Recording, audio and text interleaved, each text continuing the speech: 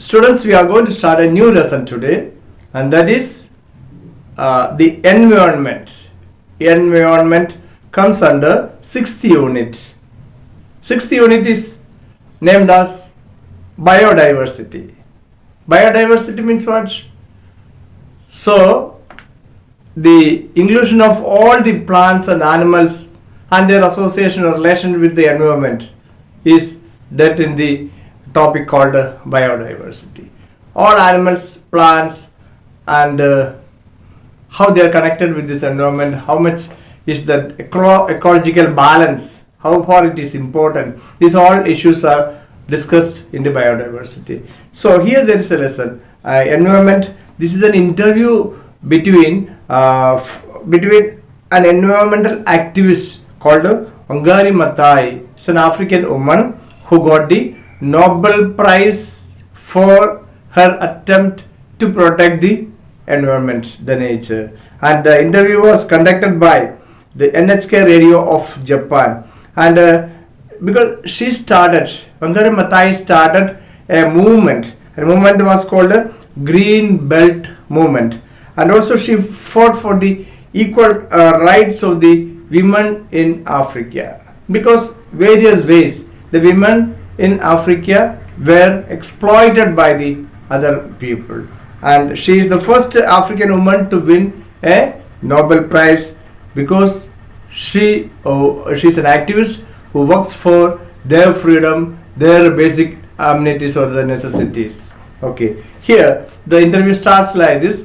NHK radio of Japan, when she conducts the interview, she asks the first question: how did you become aware of the environment? Because still today many people are not worried about, they are not aware about the pollution issues or the environmental issues. For example, we are using plastics. Everybody will use plastic in spite of the ban of the plastic products by the government. People there don't care about all those bans.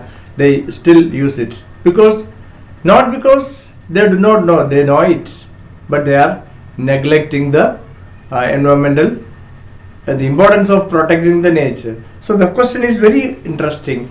How did you get that idea of protecting the environment? So she says, from the time we started the protection of the environment. She says, we were trying to respond to the basic needs of the people in the rural areas. What are the basic needs of human beings? Food, shelter, and cloth. And people were asking for ordinary people. They don't want all the luxurious life. Ordinary people or the common man always would ask what for? Drinking water, clean drinking water, and for food and for energy. Energy means what is that? Light sources they want, and also for cooking fuels they want. That also is a part of energy.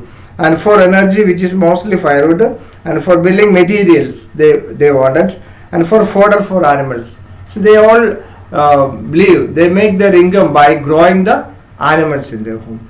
So for fodder all these come from the land. She knew that what the people in the rural areas were asking for what had to do with the environment. So people were asking for food for their animals. Fodder means food for the animals. Water, fuels. These are all basic necessities without which people cannot survive. They don't want the luxurious facilities of the world. Basic things to survive. Without food, without energy, nobody can survive. So then, she understood that what they were asking was all connected with environment, and they didn't have those things because environment was degraded. They did not want to know what happened to the environment because these people were not much educated, were not much conscious about the degradation or the destruction of the environment. So from the very beginning we understood that we means Wangari Maathai and her team, they understood that she had to rehabilitate the environment. Rehabilitation means what? bringing back to the original position, original condition. How environment was when she was a child. She had seen there was a beautiful environment with sufficient, mountain, sufficient valley, sufficient water, sufficient animals, plants. All together we call it without pollution.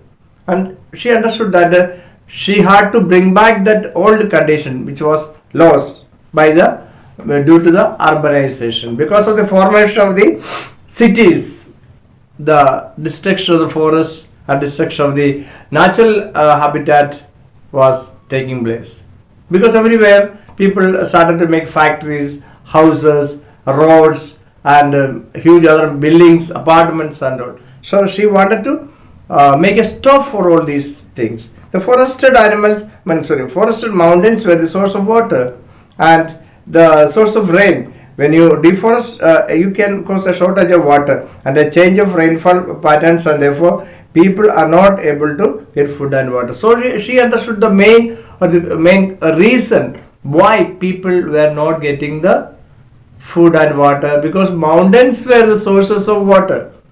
Mountains should contain trees. Then only the rainfall may occur. When the rainfall occurs, the farmers can grow their plants, their crops properly. When there is no rainfall, everything would be affected. Therefore, in order for them to have good environment that can sustain their livelihoods, it is important to have a government that accounts to them, that protects them. She understood that. Therefore, to have a government is important. A government that takes care about the properties, a government that takes care about the livelihood of the common man. It's very important to protect the government. So she decided, Angari Matai and her team decided to form a government that would give more importance for the environmental protection. Okay, so the NHK radio again, Japan, they are asking the second question: how is peace connected to the good environment? Wherever the such kind of movements, strikes, when it starts, no, the government retaliates. Government will not support such kind of movements, because most of the movements would be against the government, and it is going to destroy the peace in the country. And therefore, how is peace connected to your environment? She, just like Gandhiji always wanted to fight against the Britishers without shedding blood. Non-violence was his method. So here she too organized the meetings, organized the protests against the government and all, to not to make the bloodshed, not to make the fight against the government through violence. So peace was very much connected with her environmental struggle. And she says, many wars that are fought in the world are fought over the natural resources. Even now also, no, many wars it happens in the world because people want to get more natural resources, either for petroleum or such kind of natural resources. Some wars are fought because the environment is so degraded that it is not able to support communities, so that they fight over the battle little is that is left. Now Europe, many American countries and all, they depend the Gulf countries for the petroleum products. Okay, so petroleum products continually we are excavating it, exploring it, and therefore naturally there would be a shortage in the future. Okay, when that shortage comes, no, then the remaining what is left over, petroleum products, for the remaining nations would fight, and that would become a war. Okay, so others are for because some people want to make a lot of resources to control them. Some countries are there, their intention is not to they are not struggling to survive. Their intention, their plan is to gather more and more power as well as the resources, and therefore they accumulate the wealth. They will keep it under their control. These natural resources should not be, they will be never ready to share these properties with the others. Natural resources will not be shared. Their monopoly they will make it. There the issue will start. Okay. So now whether this happens at the national level or at the regional level or at the global level, sooner or later there is discontent, and that is discontent strong enough, and there is a conflict. So when people are unhappy about the happenings, when they are not getting the sufficient dividend or sufficient income or share of the resources, the dissatisfaction will happen. That will finally lead into the conflict between the governments or between the nations, and that's how the wars start. So good management of the natural resources, equitable distribution of these resources, it's important for peace. She says that everybody has got the right to use and utilize the natural resources. So a good governance, a good government only can ensure that these natural resources are reaching to all the countries according to the equitable status. Equally. Okay. So at the same time, good management of the natural resources is not possible if you do not have a democratic space. So a good management to distribute the natural resources equally, there should be a good management. In the world now, UNO is there. What is UNO? United Nations organizations to look after, to discuss, to call the nations to conduct the meetings, peaceful meetings. These all things are very important for equal distribution of the environmental or the natural resources. And they have to give the respect for human rights, giving other people dignity. Everybody has got the human rights. Every nation has got the rights, equal rights. So one country is maybe like America and all is very rich. That should not prevent from other country to get the justice. And that's why three themes are related, like the African stool with the three legs, the basins of which on which you sit. Just imagine that you are sitting on a stool. Okay, a stool is a wooden stool or a plastic stool, whatever may be. So on two legs or on one leg, it would be difficult to make it stand erect. It may fall down. In one leg, it may fall down unless it is fixed. So generally a stool will have four legs. So let it be for three also. It can equally, when three stands are there, if they are in the equal length, if they are strong, they can hold. So she says that in African stool, see, imagine there are three legs. One leg is what? One leg is a good governance. So for a system to run perfectly, like an African stool, there should be three factors are important. That's what the author says, or that's what Mangari Mathai says. First, there should be good governance, good administration, and then second thing is what? One leg is peace. There should be good peace. If there is no peace, no country can make talks to each other. So peace is important, good administration or the good governance is important, and the third sustainable management of is what? That is the sustainable management of the resources. Sustainable management means these resources are not anybody's personal property. It belongs to everyone. It belongs to all the nations. Though it is particularly found in one country, it belongs to this nature. Okay, and therefore it must be equally divided. And also it's not only meant for our generation, for the future generations yet to come. For them also, these resources are important. So we have to protect them, and otherwise it will be exhausted. So you have to use it very carefully so that these waste material, these natural resources would not be exhausted forever. So we have to make restrictions. We have to control on the use of the natural resources. We should not waste it. So all these three factors: peacefulness should be there in a country, peace between countries are must, and second one is the good administration is must, and third is sustainable management. Properly manage the natural resources without getting it completely exhausted. So when you have those three legs, now we can put the basins which is in development. So that basin, not that you have water basin is on like that. You want to keep it on that without develop. If you want to have the development, three factors are very essential, and try to balance the stool. Without those three, it won't happen. If one is missing, if peace is not there, and the rest of good administration is there and good sustainable management is there, it's of no use. Any one factor, if it is missing out of these three factors, I said peace, good governance, and a sustainable management. If any one factor is missing, it is not possible to protect the environment, and we have not shared our resources equitably.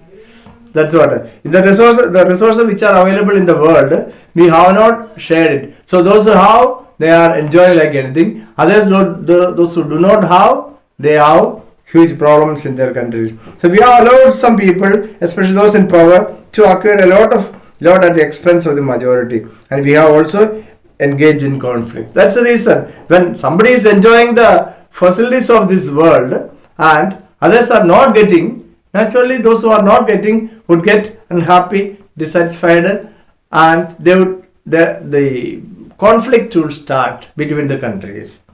And now she and the radio people are asking the next question: what was the environment like when you were young, and how did you go about saving it?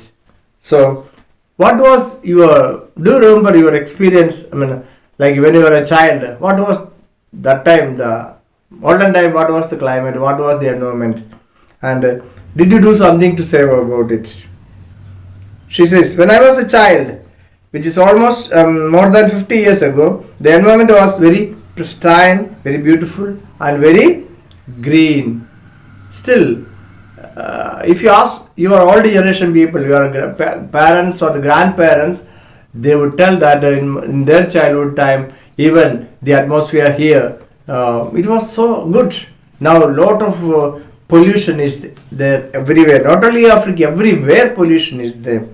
And where we were a British colony, Africa was ruled by the British people, and the British government at that time started to cut the indigenous forest in our forested mountains. So Britishers came and they started to destroy the forest in order to develop, because they want area as well as the timber, wood they wanted for making the furniture and all. So they started to destroy the forest, especially on the mountain area. They wanted to establish commercial plantations of exotic species of trees.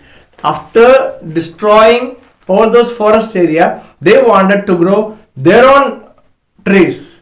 What for? That would help them to do the business. Such kind of exotic means what? Foreign plants were planted after removing or cutting down the local or indigenous plants. And what happened? Plants like eucalyptus and all that was brought from Australia. So here naturally some plants are growing. These plants were destroyed and they brought some plants from other countries. These trees are very nice, but they grow tall and they will grow very fast. But only thing is that, for example, I am talking about eucalyptus plant. Eucalyptus plant is a medicinal plant. At the same time, it grows very fast. Its stem is used for the paper production. Okay, so it helps in the industry. Whereas the natural plants which were of very good eucalyptus, you can't get other uses. Whereas the natural plants had a lot of, the trees were having a lot of fruits and all in it.